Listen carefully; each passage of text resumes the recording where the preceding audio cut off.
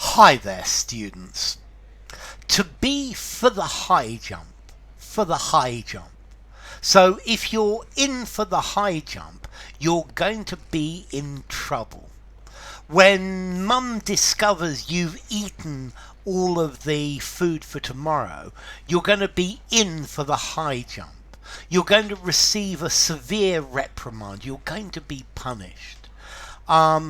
When I failed the test at school, I knew I was going to be in for the high jump with the teacher.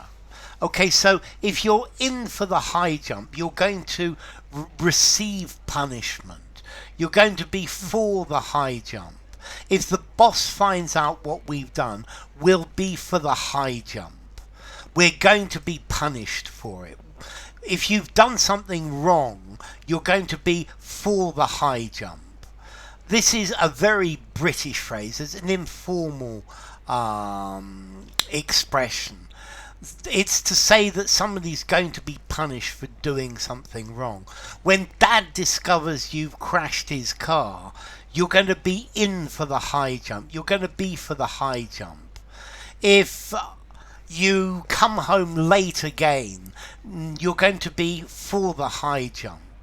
To be in a position to face punishment. This is normally British or Australian. It's certain that you're going to be punished.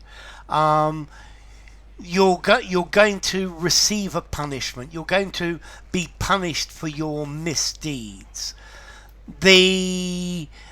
I was caught shoplifting in town, and now they've just rung my mum and dad, and I'm going to be for the high jump. Okay, so I'm going to be in trouble. I'm going to receive a punishment for something that I've done wrong. To be in for the high jump. I'm in trouble now. Okay, so what might you do that would mean that you are for the high jump? Okay, he's for the high jump. He's going to be charged with stealing company property. So if you're for the high jump, yeah, you're in trouble. You're going to face punishment for a misdeed.